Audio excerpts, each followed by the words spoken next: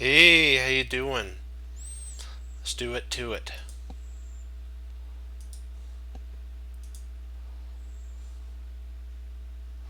Let's do the puzzle rush all the way.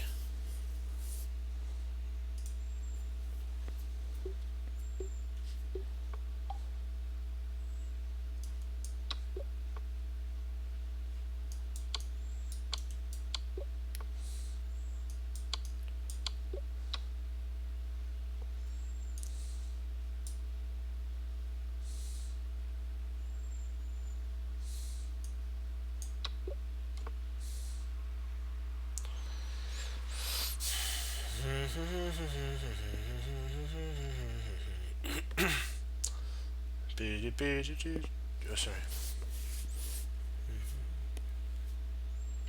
Okay. It's just a little hum in there. Let me see here.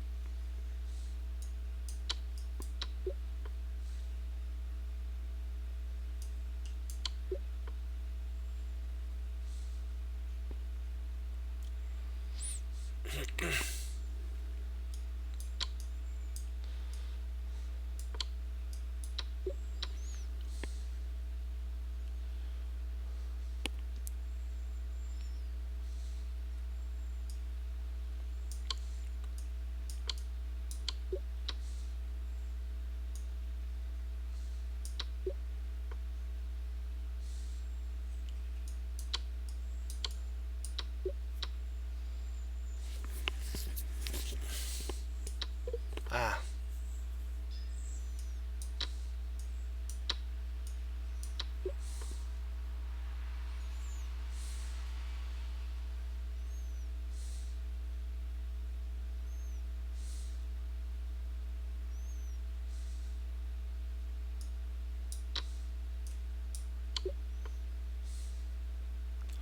let's see.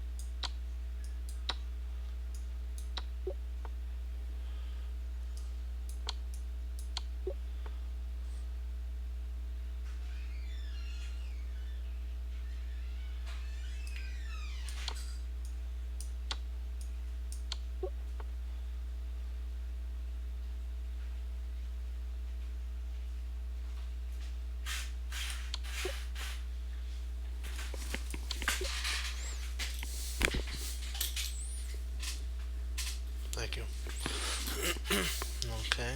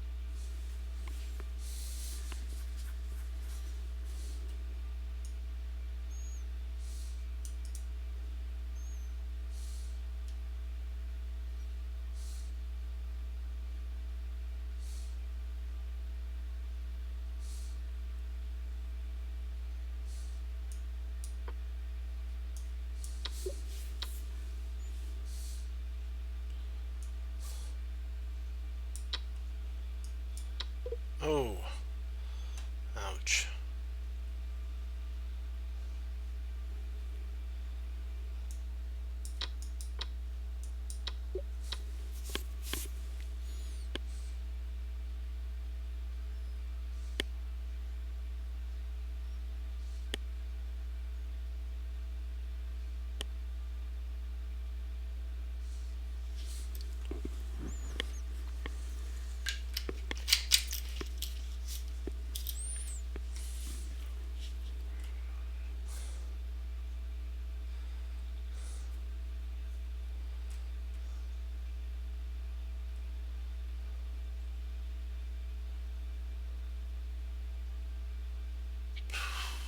Ah, here we go.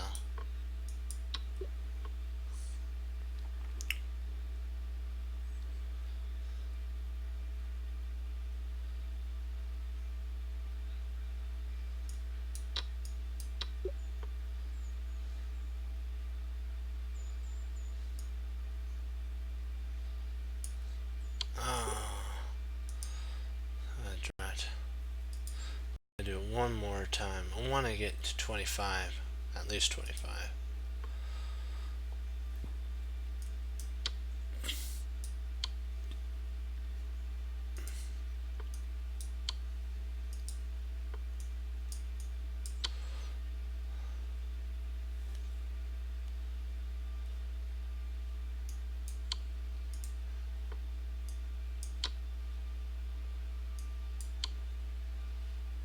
And the reason this actually works, the reason this one's not right, is this knight is covering here, so that when this takes, it's threatens mate with the knight takes on f6 or their knight, then you win there. Okay.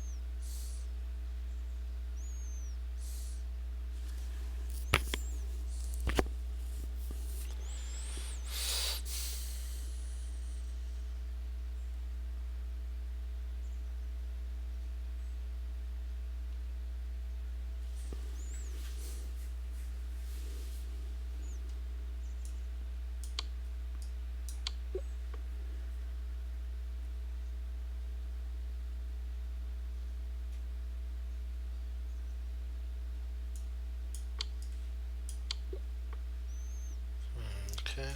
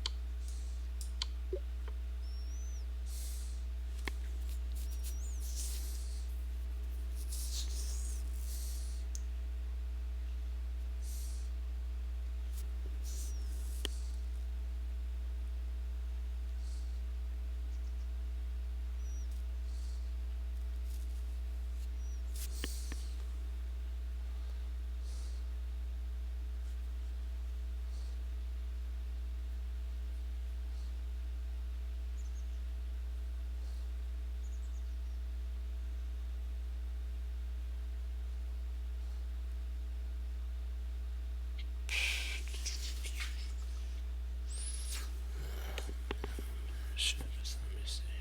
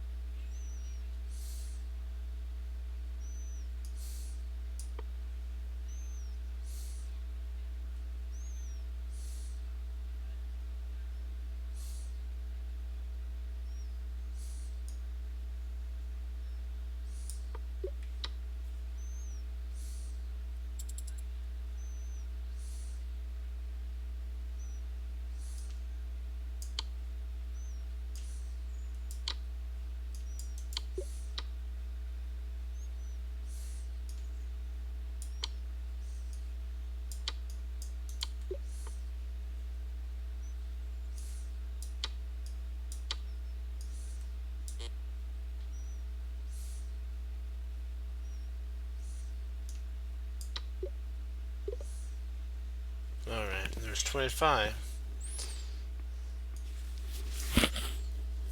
Okay. Let's get on to our stuff now.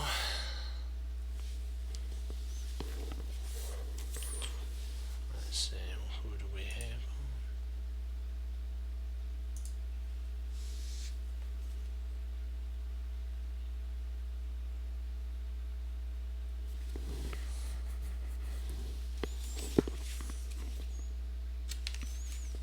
Okay.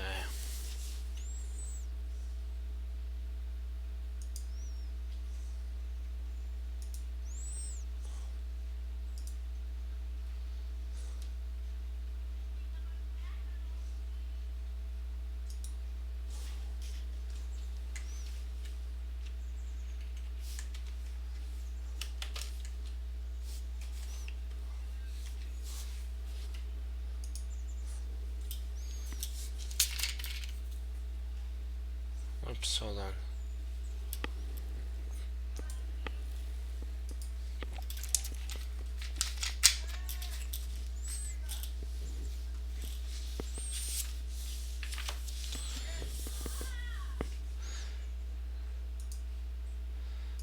e4, a6, d4, d5, knight d2. Away, I always view it as strange when natural tactics like the Tarrasch, perhaps most strategic of all the lines of the French. It reminds me, he says, of pattern orientated lines. So, like c5 here, e takes d, queen takes d, d5. In this variation, black goes for some kind of Scandinavian, but one where white lacks c3 tempo.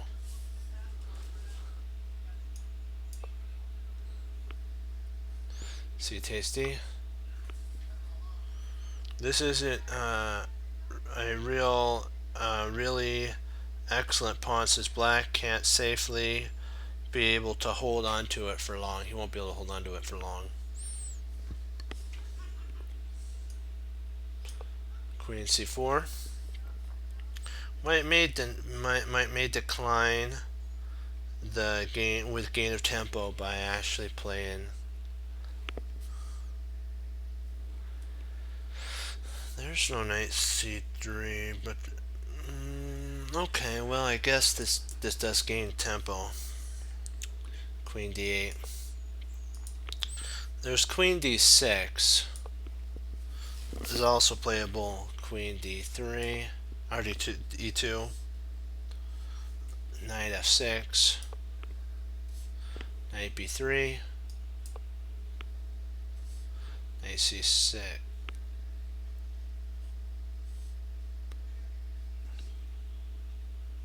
Oops, sorry about that. Knight f6. Knight b3, knight c6. There we go. Bishop g5. Bishop e7.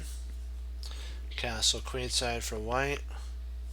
Sharp opportunity of the opposite wing castles. This gives a pretty good opportunity. So white castle kingsides. Knight c3 or c6. Knight b3 there.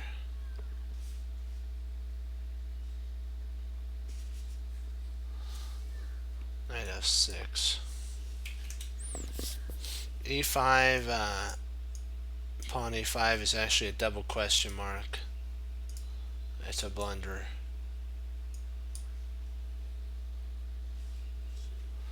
Rook e1. f6. Knight takes, oops.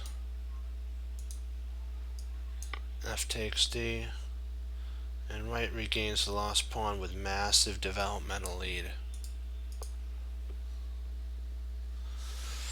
Queen e2. There's bishop to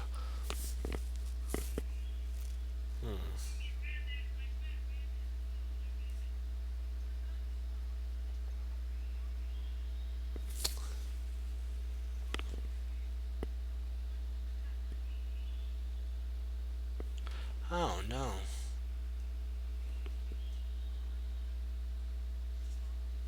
Oh, that makes sense.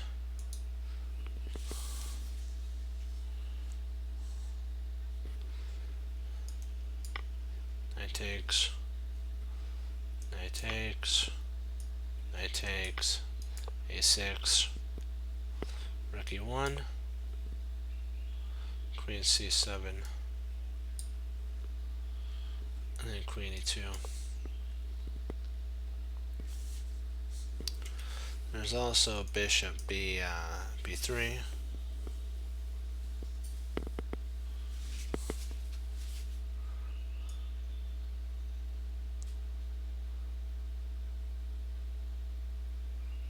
What match am I looking at? Well, this is a game between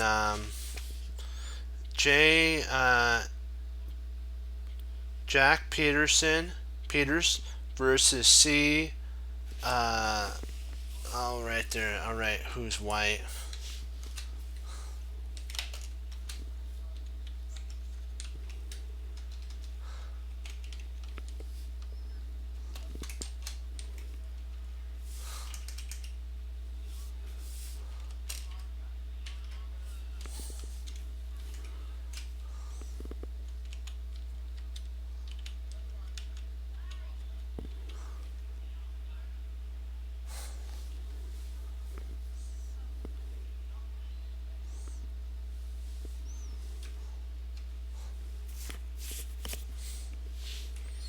That's who's which side.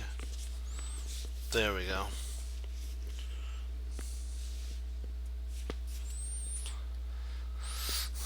Knight F5.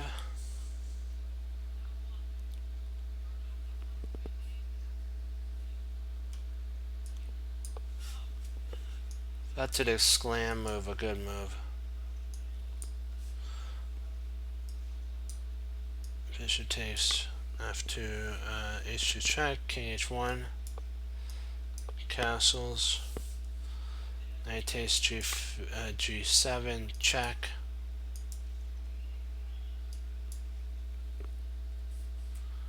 Rook D8.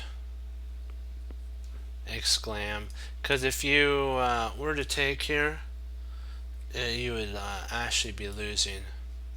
I know you're thinking, wait, why can't you take? Queen to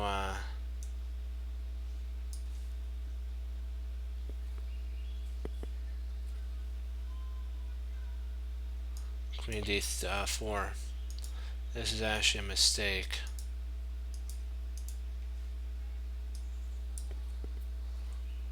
D4 is an exclam move. Queen D4. Bishop D6. Queen H6 check. King G6. Rook E3. Rook G8.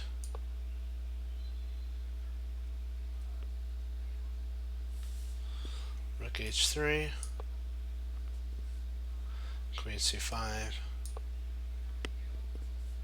Queen G3 check exclam. And white actually wins here. Because if you take queen check, knight intercepts, and then rook takes and you win a piece.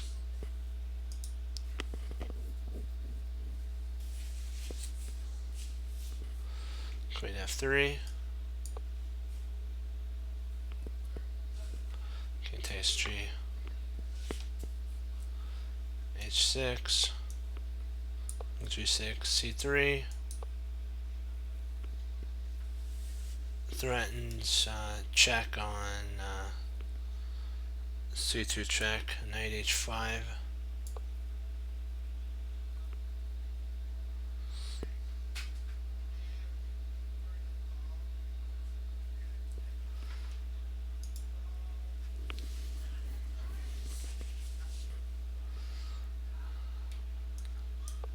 Bishop D6. King F, or knight F3.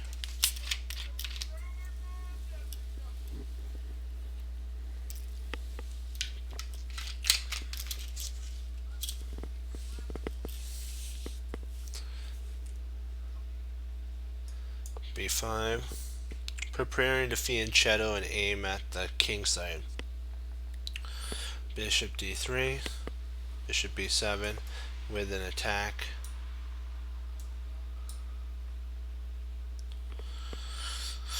Okay, knight E5. Castle kingside from black. And then bishop F5 here. F4. Knight D5. Bishop G3. Knight B4. exclam to go after the light square bishop. Rook a d1, rook a d1, rook a d1, rook a d8, and pawn to c3.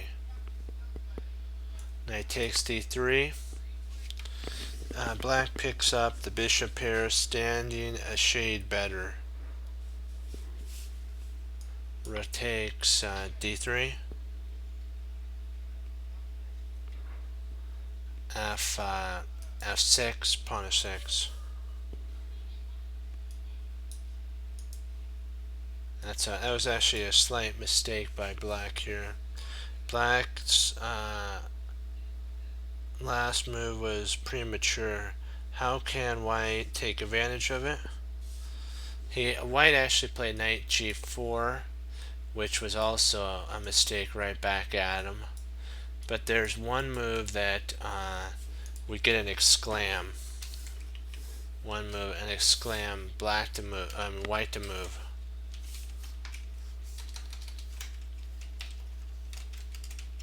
White to move, exclam. I'll give it to you and put it in your court for just a second. White to move, exclam. White to move, exclam. It's in your. How do you? I'm gonna have to enlarge this really quick. Hold on, make this bigger so you can see it. I'm gonna go all the way back to here. White to move, exclam. Now it's bigger, and I want you to look at the board. Pick the move that you think is an exclam for white. I'll be right back.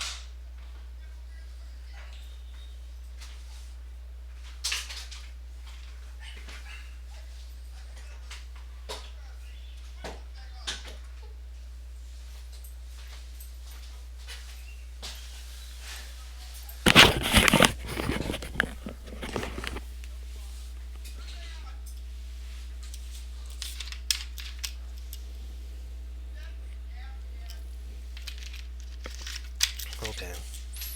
If you said knight d7, you were 100% right. Both sides missed a d7 clearance double. The double attack move right here. If queen takes,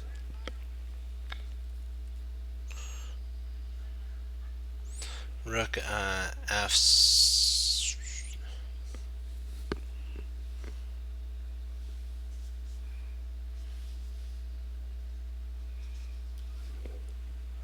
Takes d6, queen takes. Queen can't take d6, sorry. Queen to f7. And then rook takes, and black's down a pawn and struggling. So the proper move rather than that was actually to play this. Queen takes, there, and then you win a pawn. But he played knight g,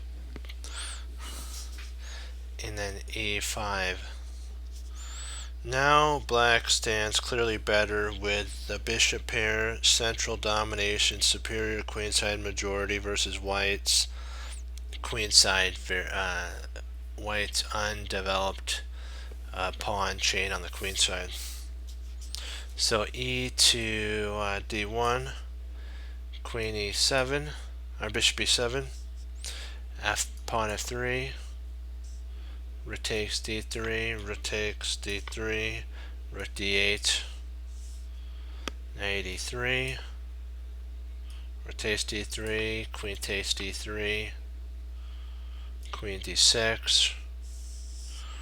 White must either swap down and do a pair two bishops versus bishop and knight ending, or go down like a lot of material.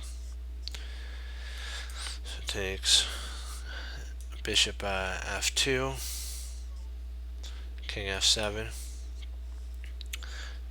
knight f5, bishop f8, bishop b6,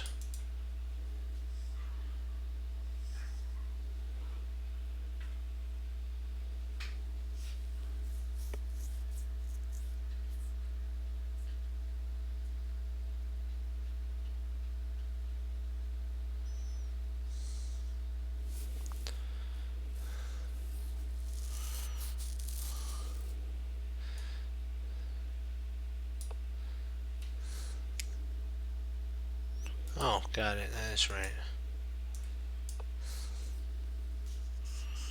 King e6. A new advantage emerges for black in the form of the fine king position. Knight e3, and then f5.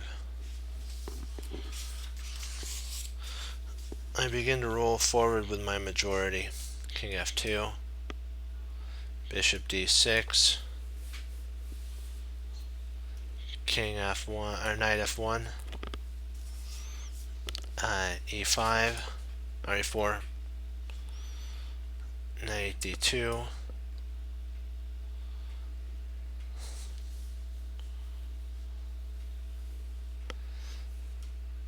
bishop takes h2, bishop e5, e4,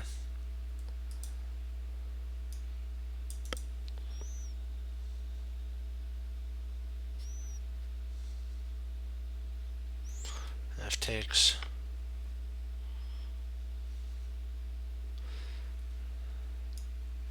bishop e5, which is actually a dubious move here. F takes, loses to g3.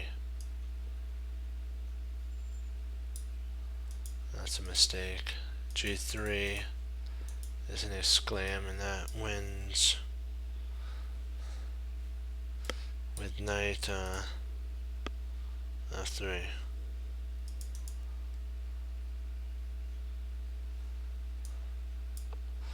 h5.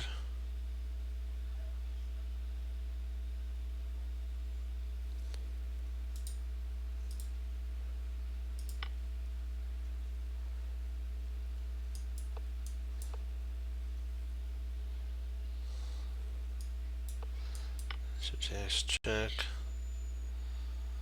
White has winning chances here.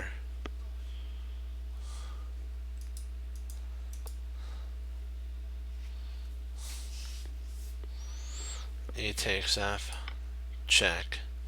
Is actually he dubious the move right back, so both of their moves were dubious.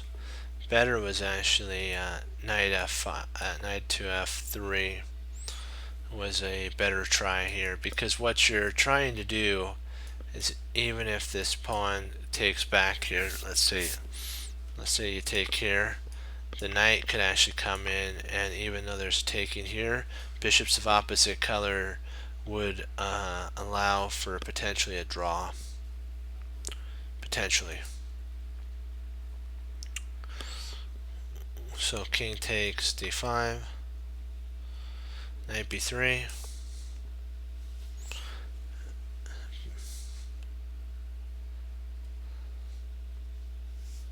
bishop b4,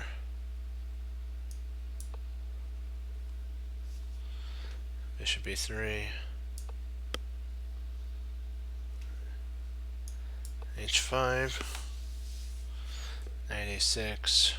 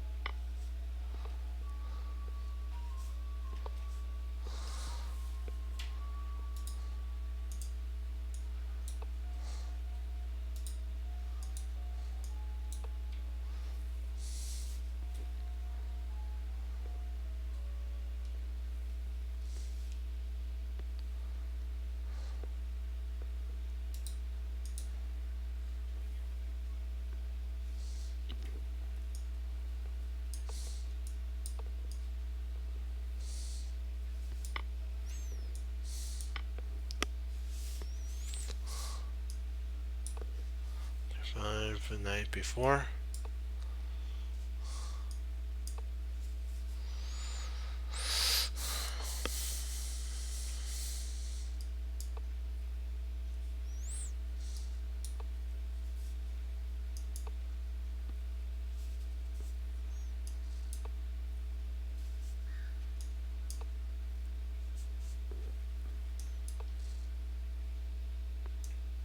g5,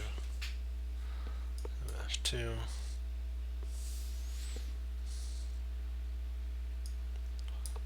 f6.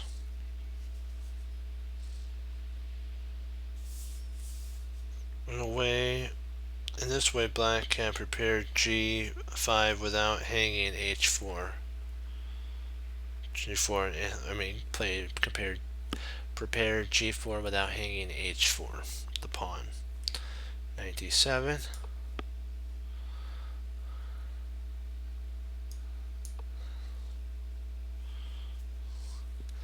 h2.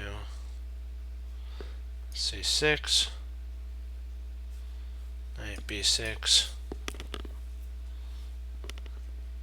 e5 check. King g1. King e4. Black's powerful king must be respected as an extra piece in the fight. c5 or c4 is an interesting move by white here. Let me see here. With each concession gives away something which we are unlikely to get back. The move weakens the b4 square or b pawn. The problem is that white is doing nothing. Black's king will walk over and attack the queen. So b4, I mean the queenside pawns, not the king. The side intending to win an endgame should retain as many pawn possibilities on the board as possible. So b3, king d3,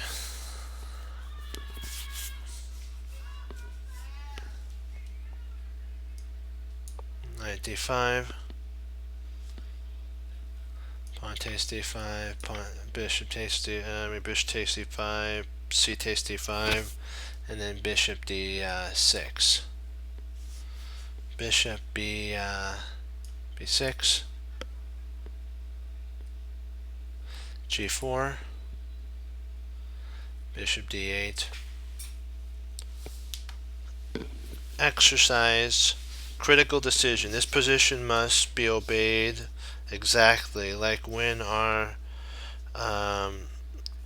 we're told what to do by others. You need to take take the advice and follow it. Sometimes the best thing to do is he was using the example of when you have, let's say you're not feeling good, you got cold medicine, and your doctor tells you to take a certain amount. We follow the directions on the bottle. You should follow the directions of this end game. What this end game tells you to do it. So what they're saying is black can play h3 followed by king to c3, and we must warn though, there is a trap that could allow a draw to happen. Black played h3 here, which is actually a drawn line. It was a mistake. One recalls warning, warning, warning, warning. G takes, and then bishop a5, and it's all over. Exclam, and it's a pure draw because of one thing: wrong colored queening square. The answer for the win would have actually been to play king c3 right now. King c3, exclam, wins. This is the winning line right here.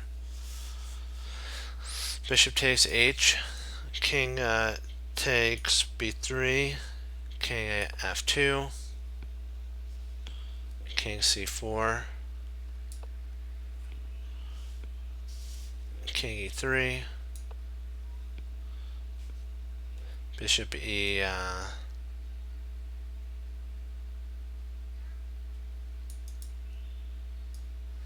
bishop e5, bishop d2, b3,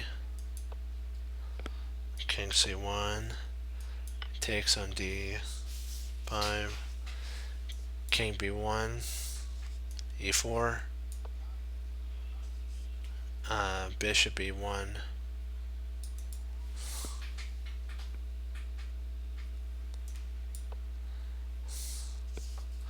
king e3, h4, king e2, king c1, king f1, g3, king g2, bishop f,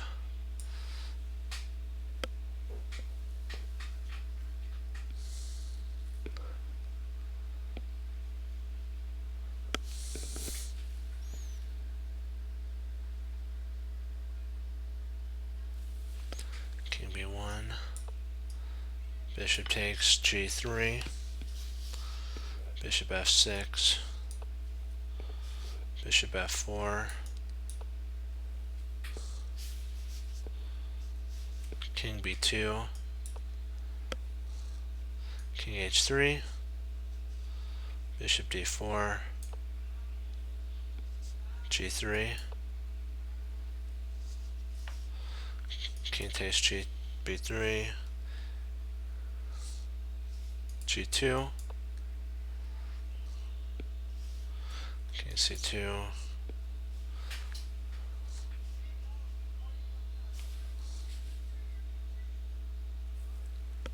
uh-oh.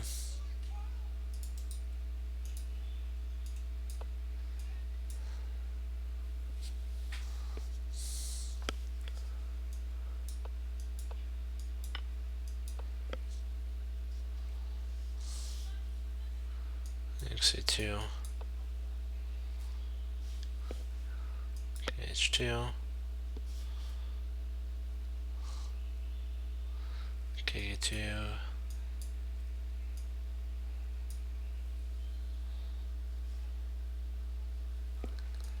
and we can do one, kh1, k3, kh2,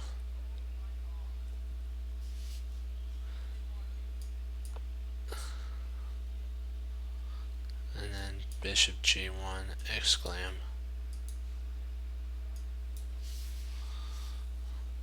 bishop f6,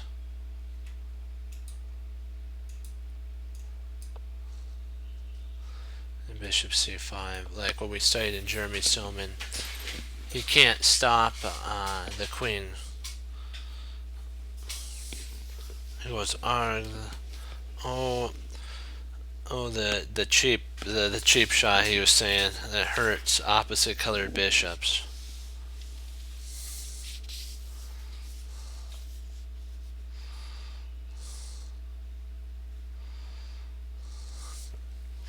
So he's saying that back here, this move here, after takes, this is a solid, like a Sicilian defense, which could arise in the variation of the French defense. So you have to be ready for this.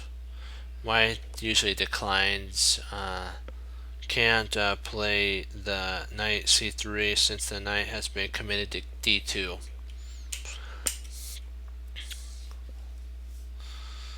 Alright.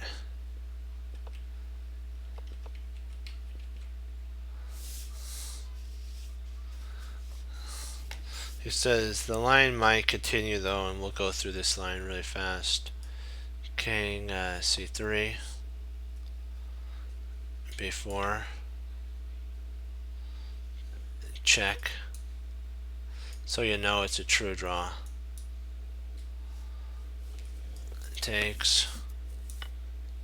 Oops, not that, but takes the beef. King h1, takes, king g1, king h1, and king g1, a4, h1, f3, g1, bishop f4, h1. The trouble is he can't go to king to f2, because if he does that, it's a draw. Doesn't work. No legal moves. So now we're going to go down doing a Magnus Carlsen endgame.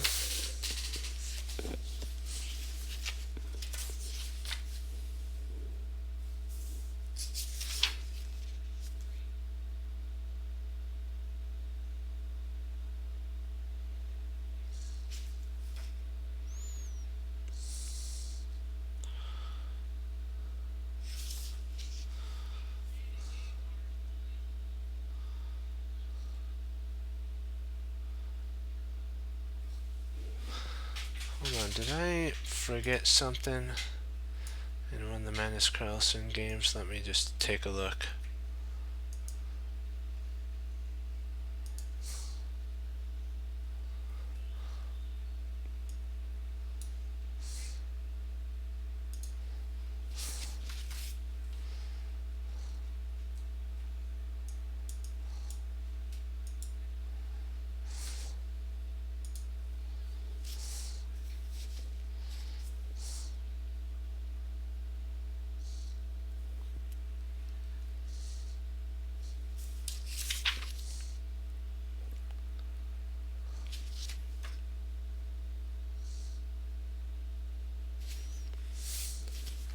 Let me just make sure, because I think I just want to check to make sure.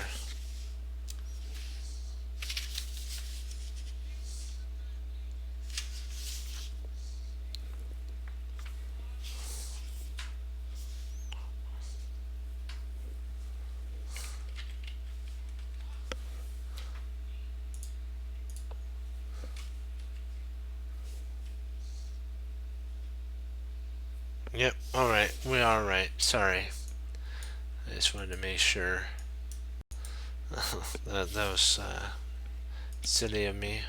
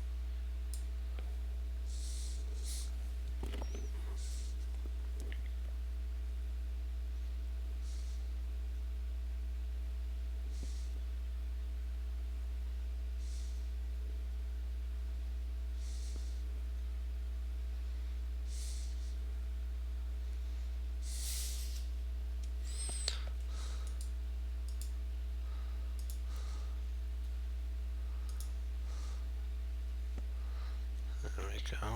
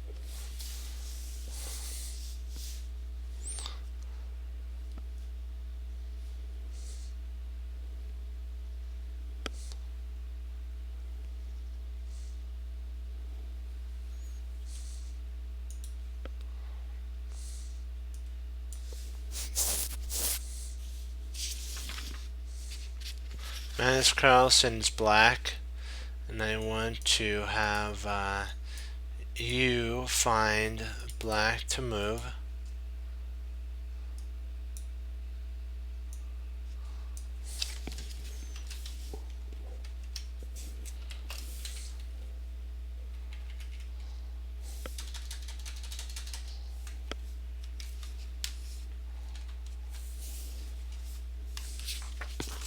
Exclam. This you are Magnus Carlsen. Black to move, exclam. and I will leave it up to you, Black to move Exclam. We will see. I'll get a drink and I'll be right back.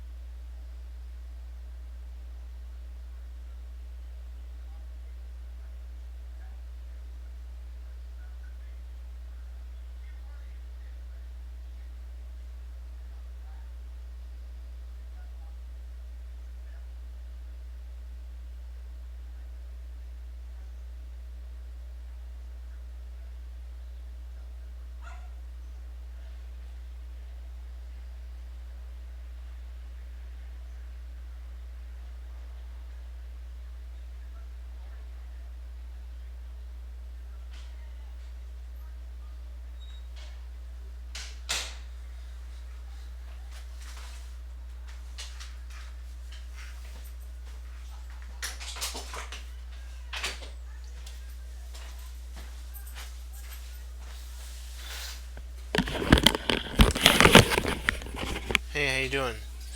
All right. So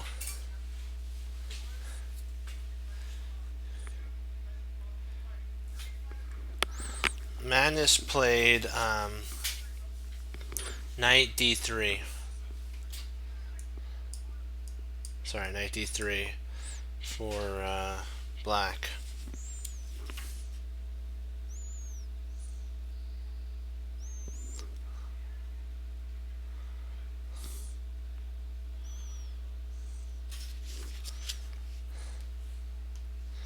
And that's an exclam. A pretty move, otherwise white would have too many pieces in the center.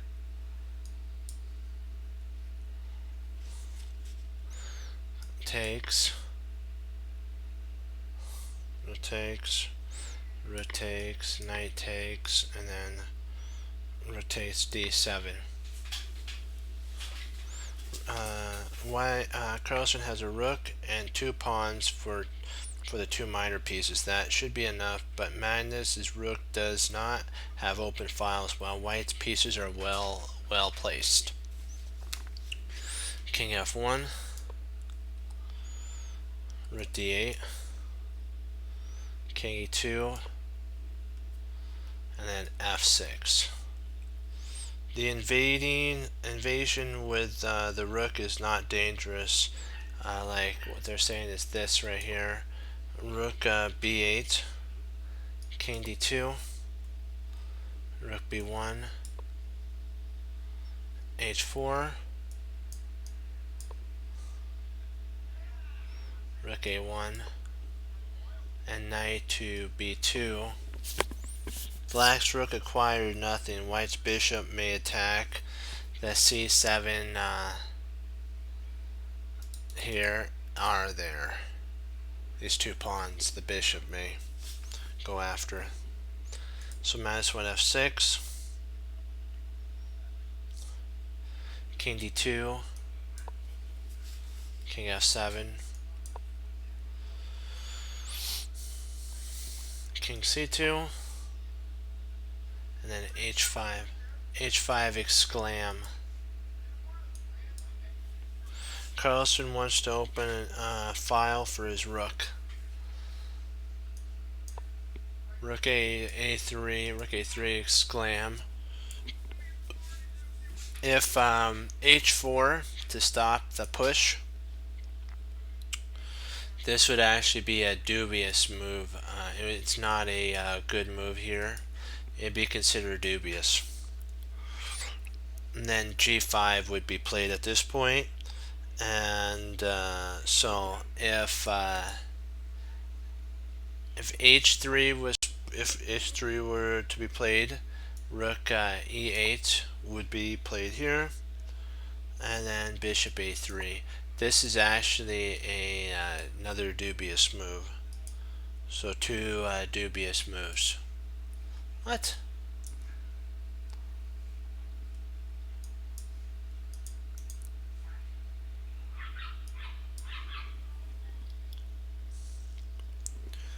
And then e5 would be next after that.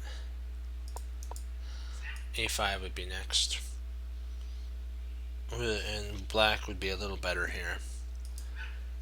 And then h4 to try to open up, keep the position closed. He plays g4.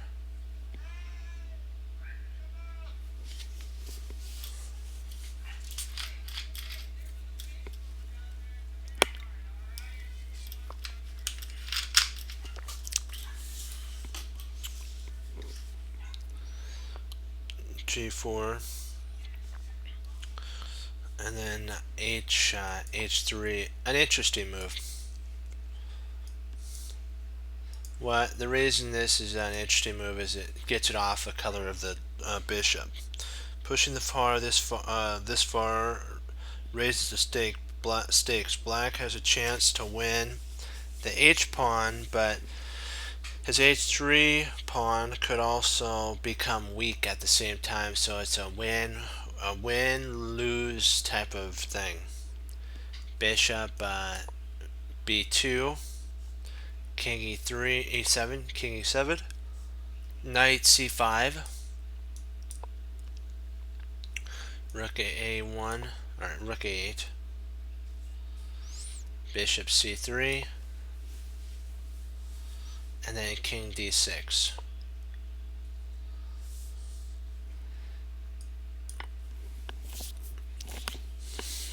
Bishop takes, wins a pawn, but the position remains balanced as Carlsen pushes his center pawns on f4, f4, e5 could be played here.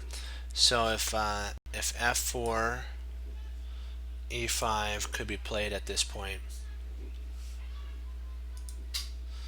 So yeah, e5 here, bishop b4, c takes d4.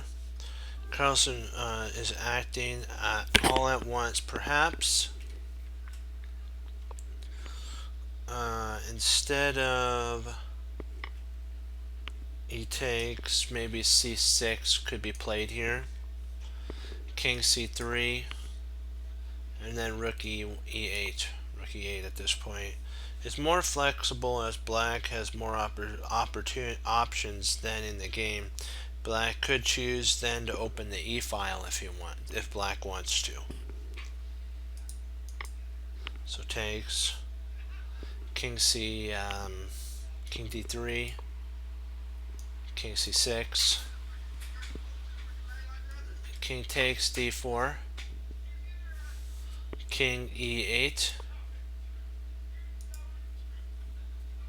Black's natural size seizes the only open file.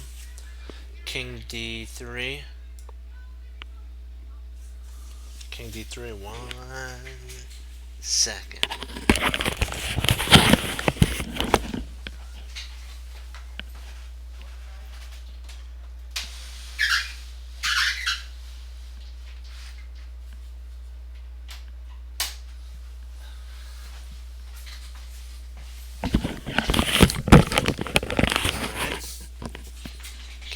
Sorry, gotta go king d3.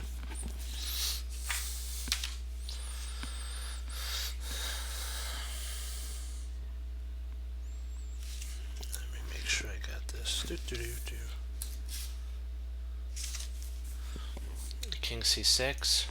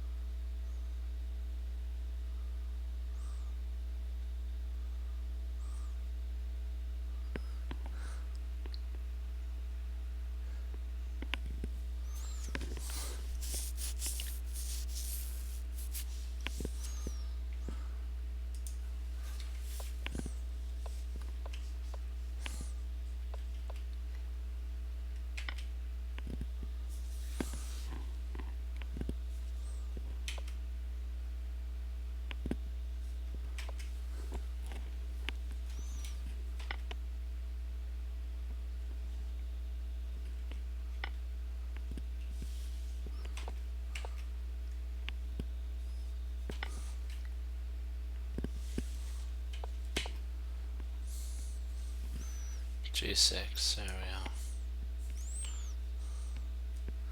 go. Knight b3, rook e4, or knight e5, e4.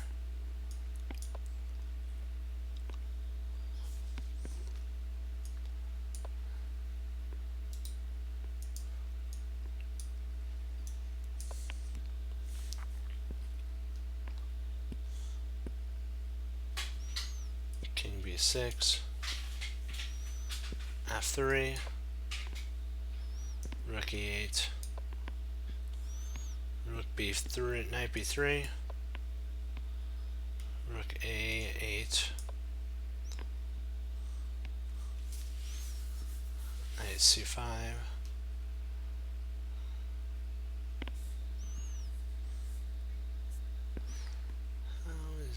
c5 possible.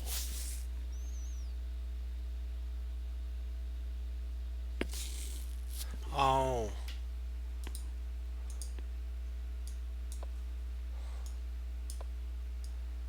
Knight c5, there we go, to protect the pawn on, there we go.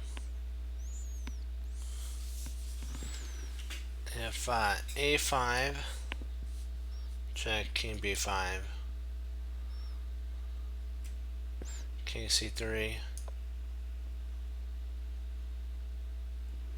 king c6, the play would reach a balanced position at that point.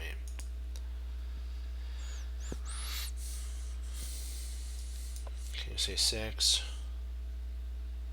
king d4, which is that this was a mistake by Magnus's opponent. Vacating d4, like king d2 would have actually been a better idea. And then rook e8, knight b3. The position would still be even, but now rook e8 here this is a devastating move, because now Magnus can actually infiltrate on the second and potentially go after the pawns. Gains the open file, king d3. He plays d4, which is actually a dubious move by Magnus. I wonder whether this was the moment when Magnus's genius shined, or if it was a blunder. Later we found out that the obvious f5 would have been a better move. That's what the author, this is what the author says, that he was wondering if it was a blunder or brilliance. He says, though, he checked and said that f5 is stronger after g takes f5, g takes f5, knight b3, and then rook b8, exclam, knight d4, check, king d7, knight take, actually the knight can't take, knight c2 to cover the bishop, and then rook g8 to try to get to g2. That's the idea. Knight e3, covering g2, and rook g1. Finally, the infiltration has actually happened. Black would have an excellent winning chances thanks to his active rook.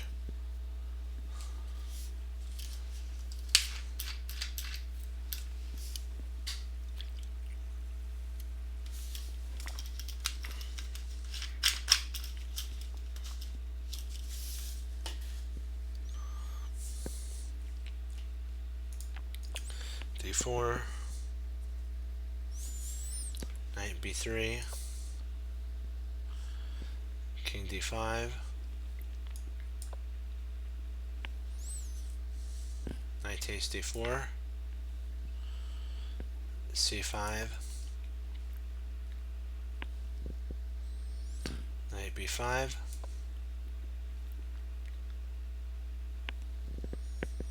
it's possible that Magnus had missed this move, but I think he probably calculated further. King c6,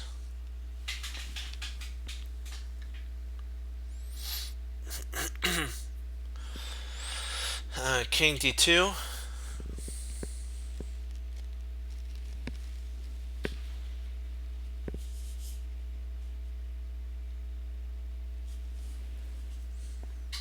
just want to make sure I got this right. I mean bishop d2, not king d2, sorry. That's my bad there. Which is an exclam. Bishop c3 doesn't actually do much, because rook a1 or rook a8, and you got some attack there. 1 second.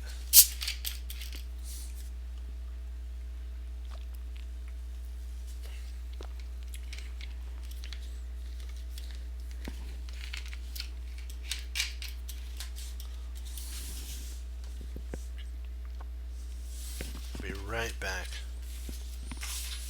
Right back.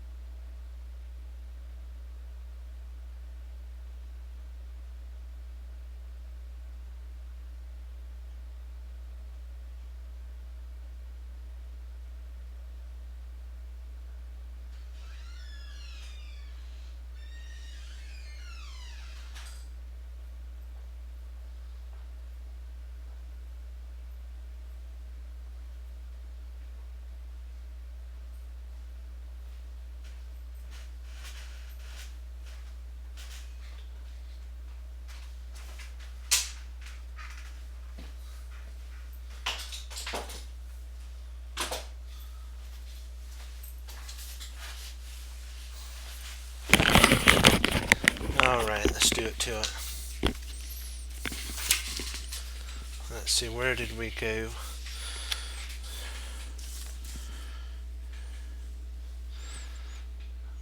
bishop d2.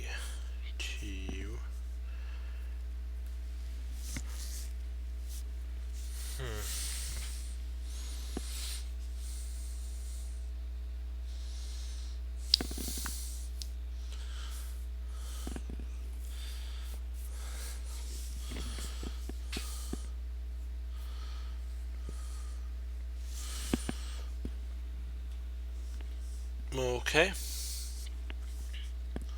Rook a8. Knight c3. Rook d8. Check. King c2. Oh, not e2. c2. And then c4. Exclam. Magnus, great job. I think Magnus played this position thinking that his active rook would give him winning chances. So knight e2, rook e4, d4 or d3, rook d3, bishop c3,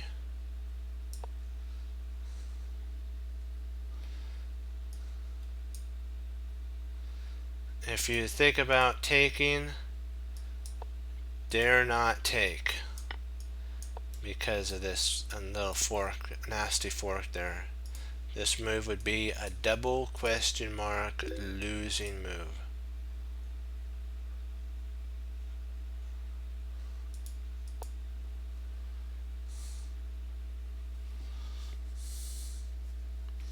Knight d4.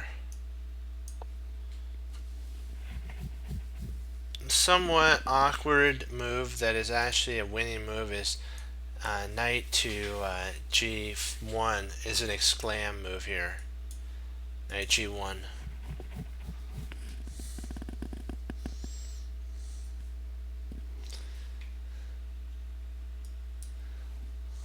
f5.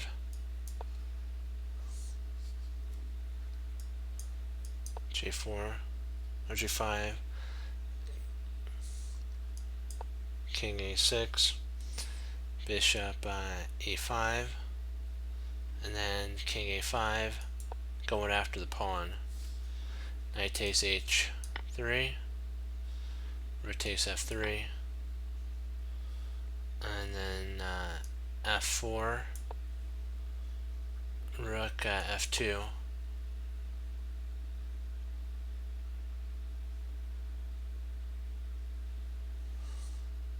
And then king c3. And white wins. What you talking about?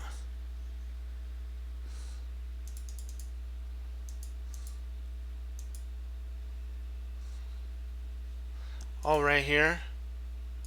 Why didn't bishop take on f6? Because rook takes f6 would be a winning idea. Rook takes f6, and then after the bishop maybe goes back to c3, you have rook f2. So you probably wouldn't be able to go back to c3.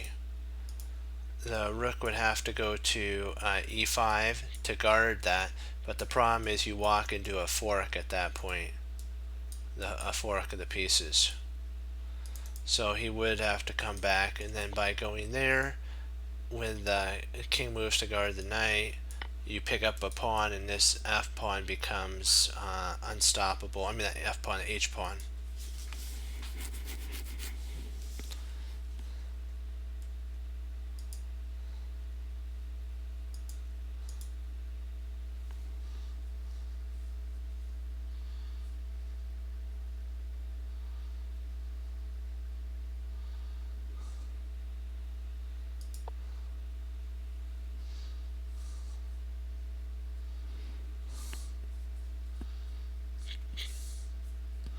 King b1.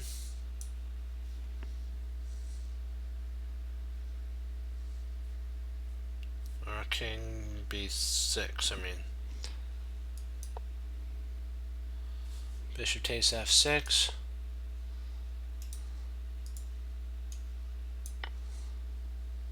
King a5.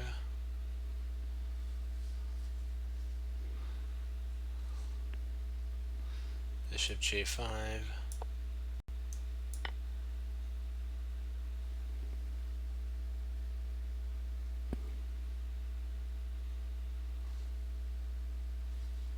knight takes h3,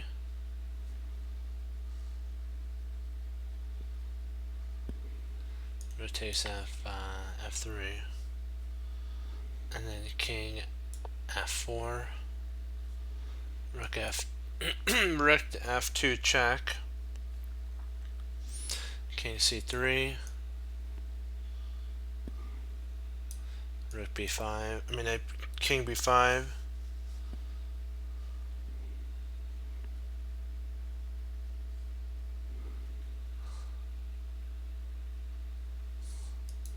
if rook takes h2, that's actually a blunder here because of king takes c4, and white actually wins at this point.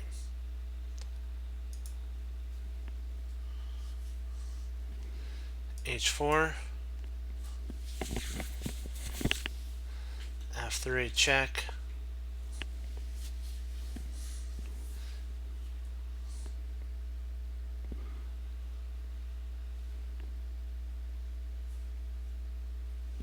king d4, g3, knight e2, takes check,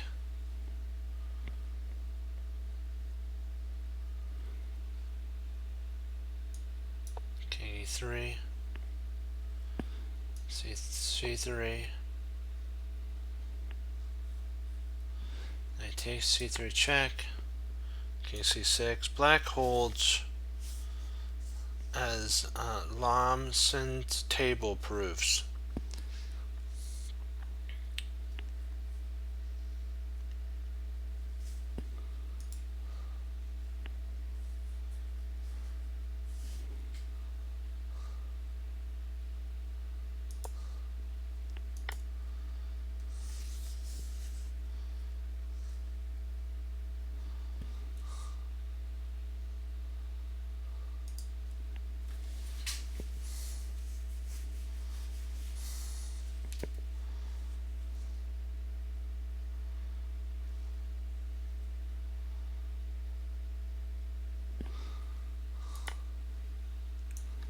Bishop h4. Oops.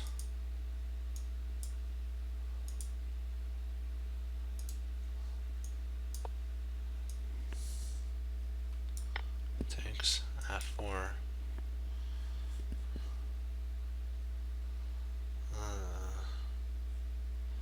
King b4.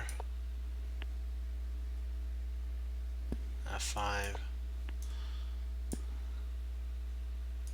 c3 check. King d1.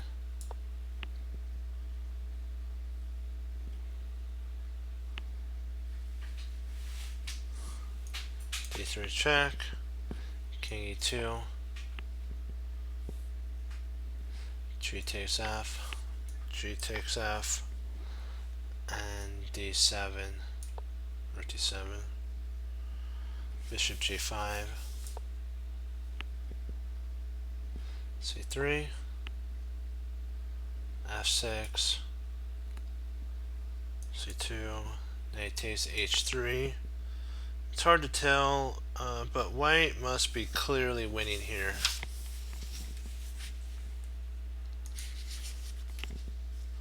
King a6. Black's proves his king position is slightly better. a5, which is a mistake here.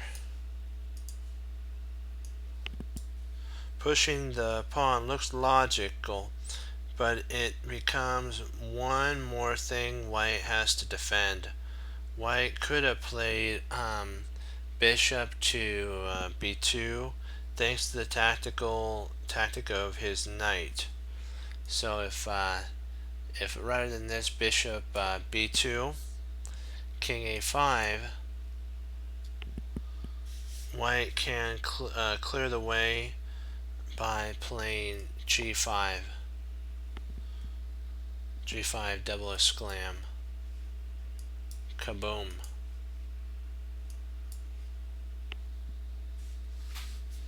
F takes G. Knight C6. Takes A4. E5. Rook B3.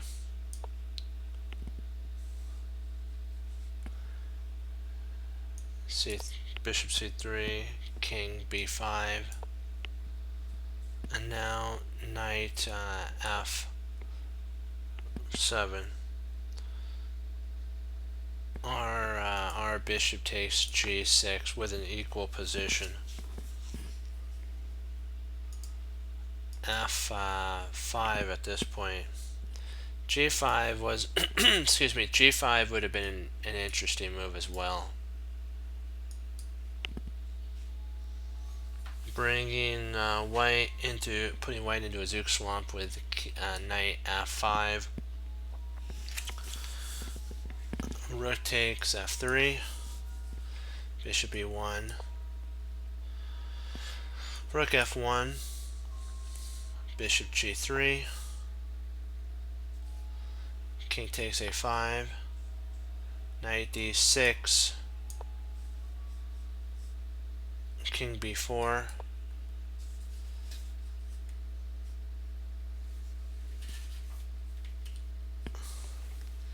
King G1 is an idea too. We're going to go over Queen King B4. Knight E4. Rook E3.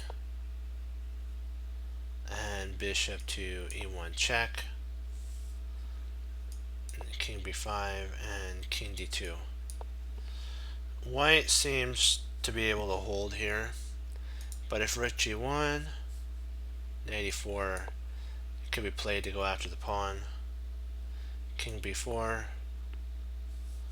and Bishop D6, B5, and then Bishop G3. Black will push, but white can probably hold. G5, which is a mistake at this point. This is actually a big mistake.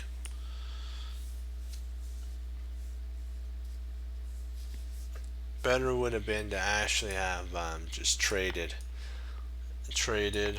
and then played King B2. F4. King C2. Rook E3. Oops, not takes. Mouse slip on my part. And then King B2.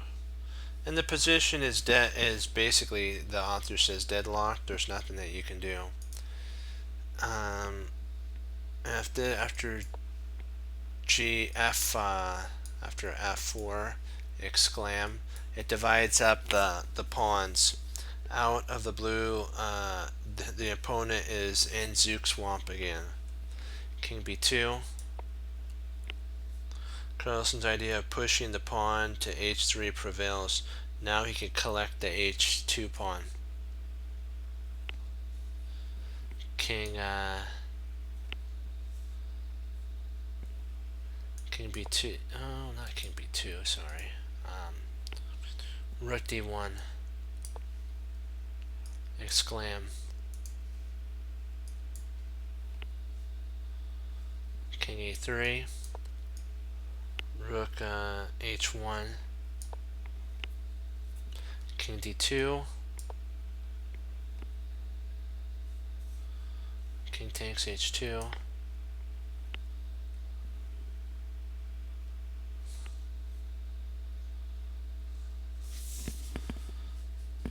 Rook takes F4. My bishop takes F4. King D2. Rook D2. Knight C6. Rook D3 check. A4.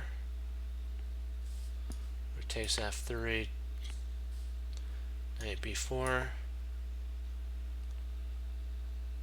King A7. Bishop B5.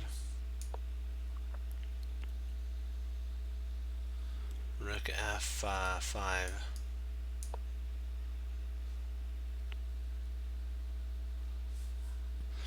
King d6. Rotates g5. King c6. King b2. Knight d8 check. King a6.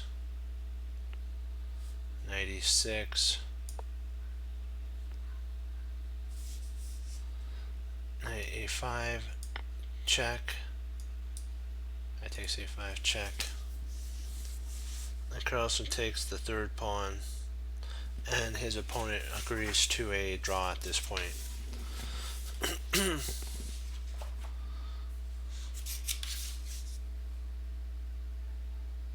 Hold on one second, there's more. I'm sorry, there's actually more moves. Sorry, there's actually more. King b1 or b4, a2, a2. King takes the pawn, h2, bishop takes, rook takes, king d5, oops, not d4, d5.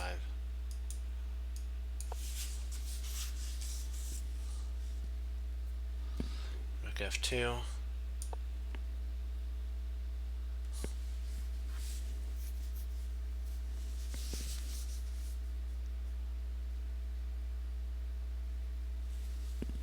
king e5,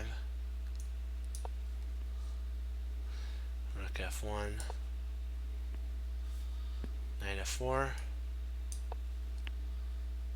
g5,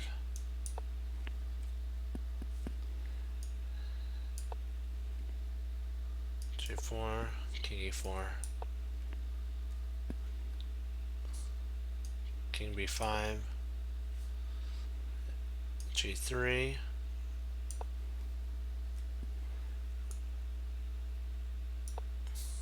rook f2, knight h1,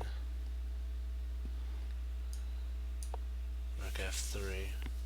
Carlsen pushed the h3 pawn, then he sacrificed a pawn to open up the file, as we've seen. He undertook significant risk. In the end, he managed to invade with his rook and win the game. In one of Magnus Carlsen tried to win his rook and bishop versus queen, and he lost. Also drew a rook versus endgame board. Let me see here. Okay, perfect.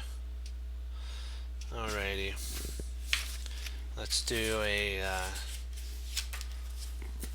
a couple puzzles.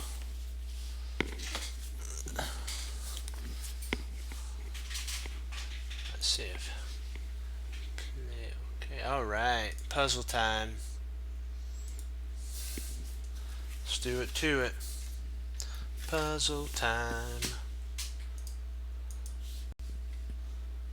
This is the time when you get to choose the right move.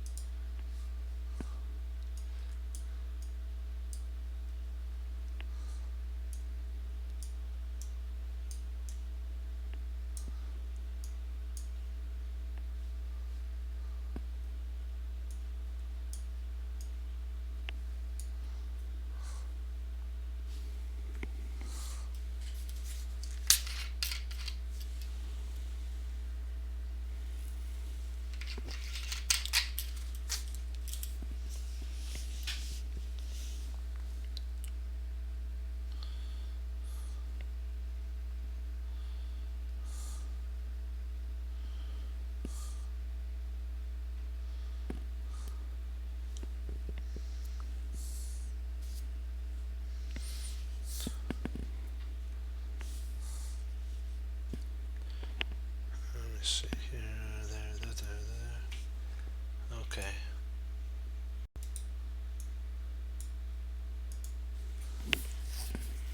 you go.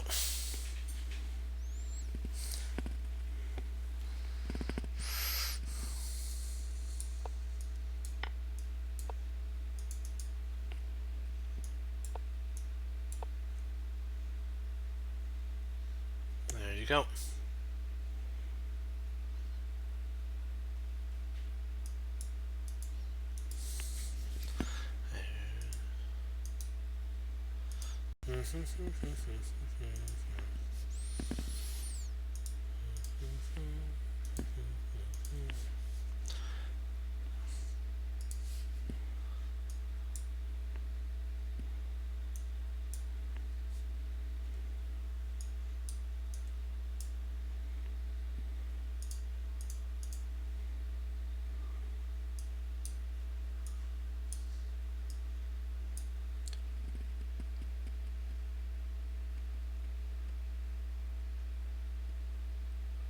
Yep, you're right. You got it. If the king moves, you get it. Yep, you got it. There it is.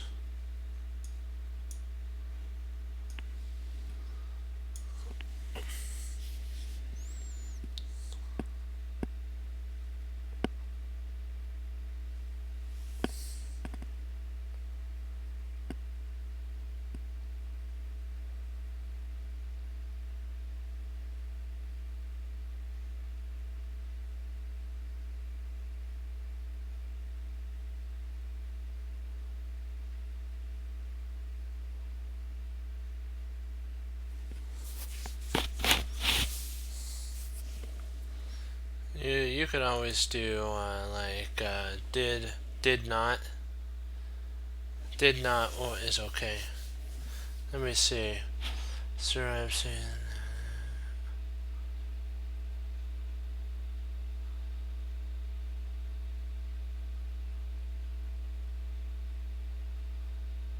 I think it's did not take. I think it's did not.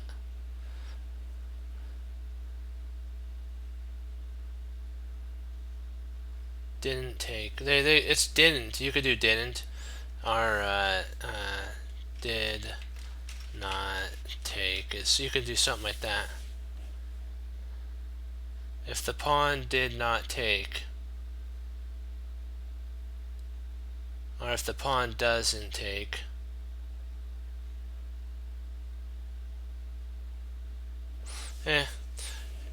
It's kind of you can just tense, different type of tenses. Okay, I just want to make sure I got this right for you. Perfect. So it's okay.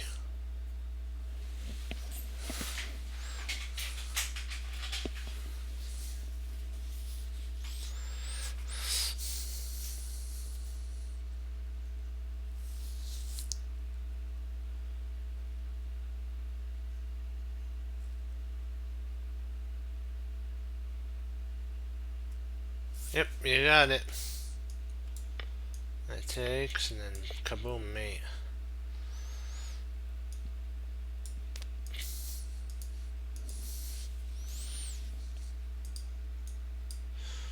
Let's get a moving and a grooving.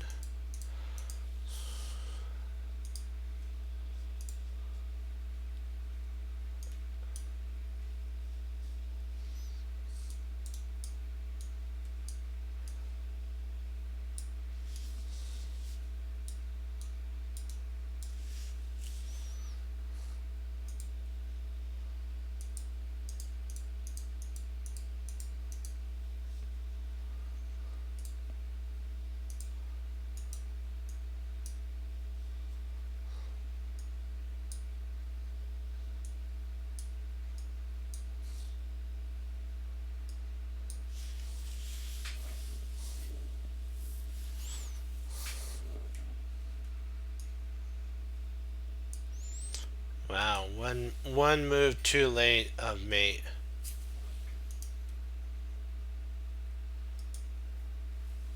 Man, the black's one move too late. That's gotta hurt.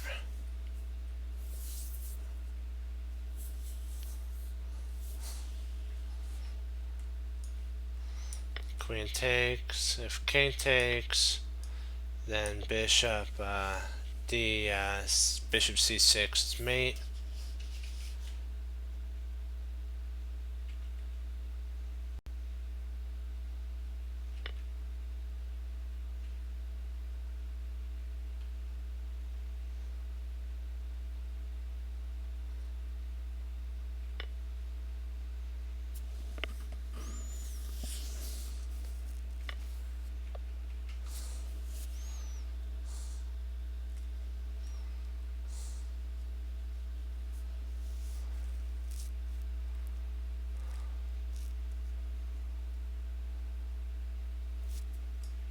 Yep.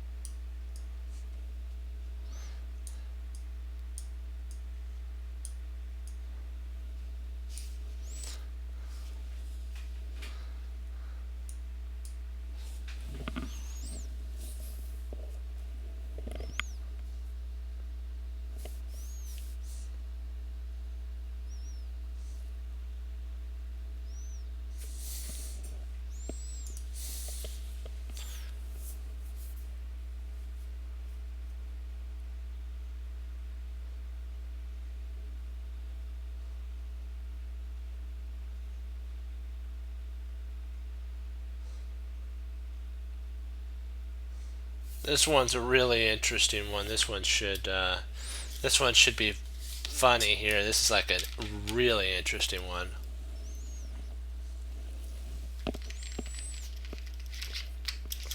Yep, you got it. I know it's kind of an odd one. Bishop takes, and then rook d, because it covers the knight, and the knight covers these 2 points. You don't get to see that every day.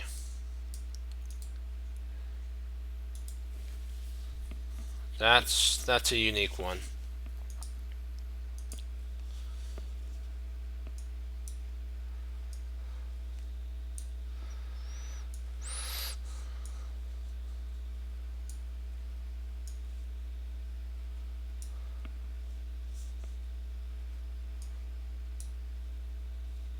We'll do one more after this one, and then we're good to go. This is the last. After this, there's one more after this one.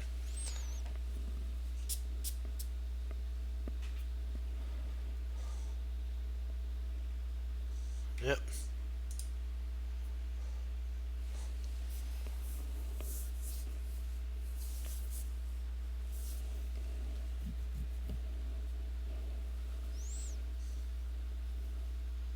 This one's right there. This one's a walk in the park.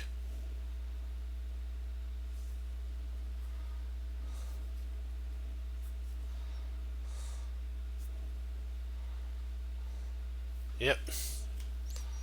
You got it. Boom. Okay, one more. One more.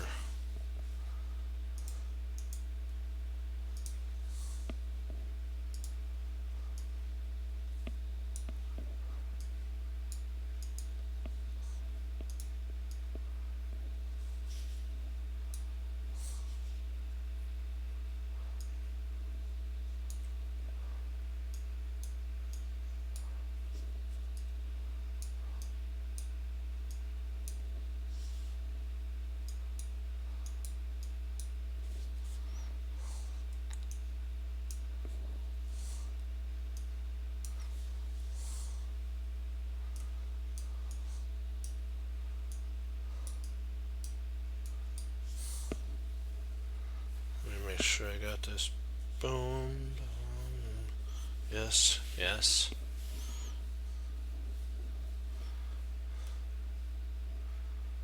Okay.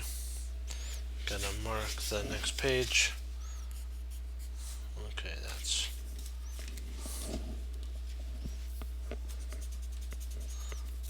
the last one. the last one.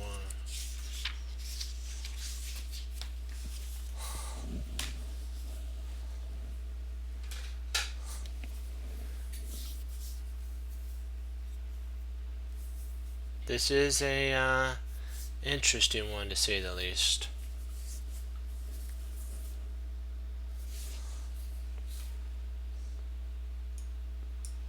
King takes the knight f. Yep, you got it. All right. Good job.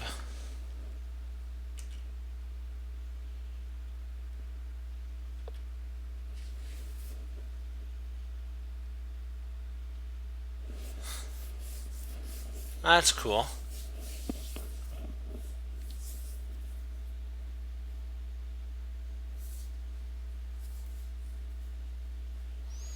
Okay. Do you have any questions before I log off on this? On what we studied tonight? Okay, dokie. I'll take that as a nope. Okay then. I wanted to thank you for all logging on. You know what? We're doing good. You know, you got to keep pushing forward. Remember to take what you know and apply it. Be willing to do something with it, and always remember plateaus are part of learning. You have to plow through the plateau sometimes. You have to get in your tractor or your, and just go full bore on it. Or sometimes you have to, the hard thing is getting a wrecking ball and kaboom, knock down that wall. But sometimes you can peacefully go over it by throwing a graveling hook and climbing over. But plateaus sometimes aren't fun, but in the end, the Lord always makes it bearable. And something's happened for a reason to make you stronger. The Lord never puts anything in your life that you can't handle. You may feel at the moment like, you know what, why did you do that, Lord Jesus, and all that, and you wonder why that. And you have to realize that in the end it makes you stronger. That's the type of thing when you're really sore when you work out and you go to the gym. Yes, sometimes your arms hurt, sometimes your legs hurt because you did leg muscling and all that stuff. But in the end, after all of it's done, you're stronger. You can lift more. You're healthier and all this stuff. And it's the same thing in life. After the Job, I call it the Job moments.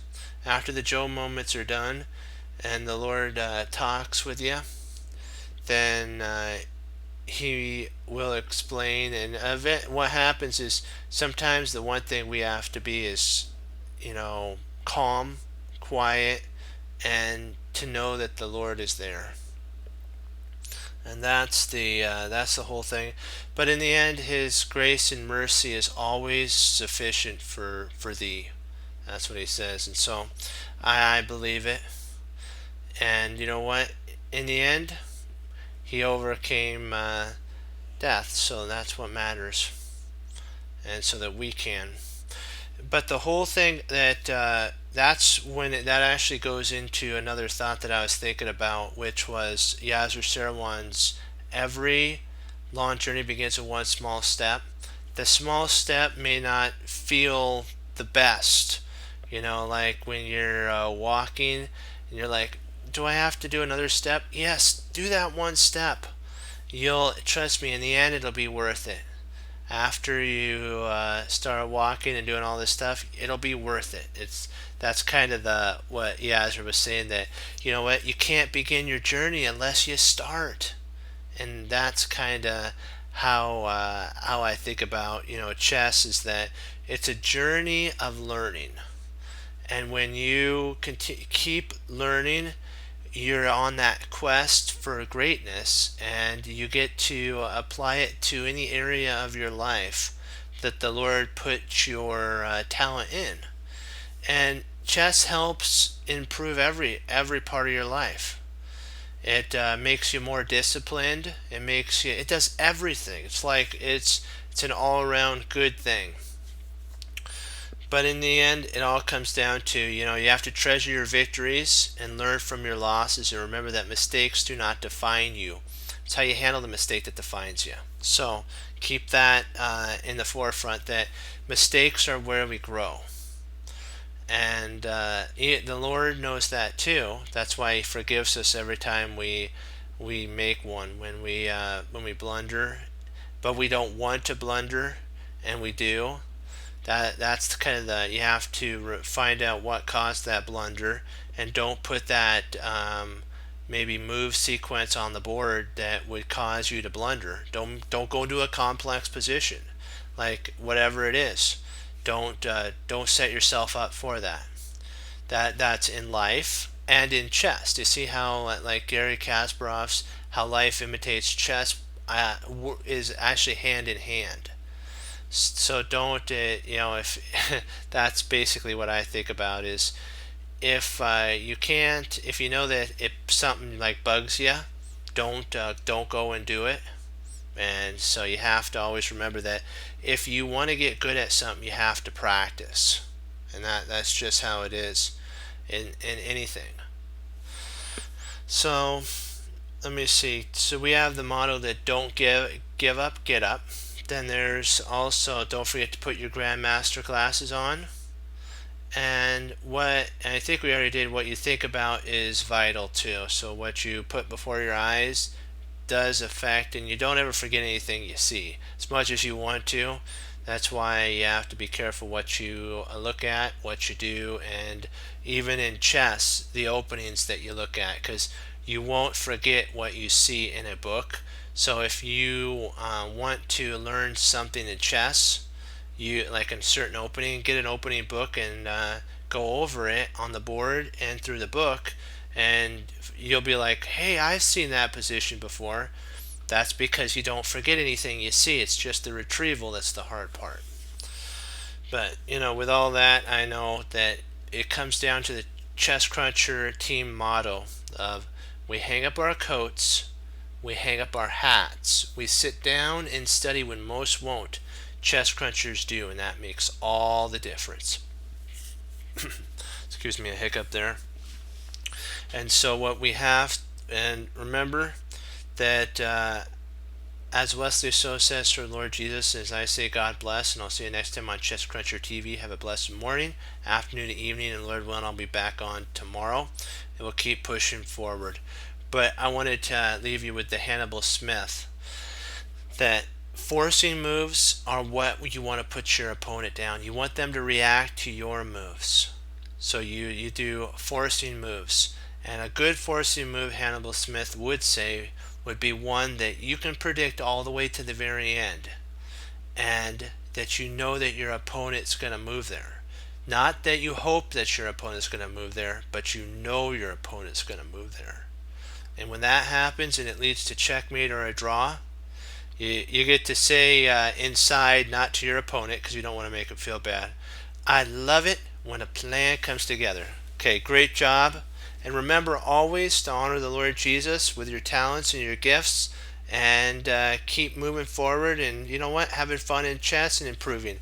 2 thumbs up, hoorah, be blessed, and I'll see you tomorrow. Bye bye.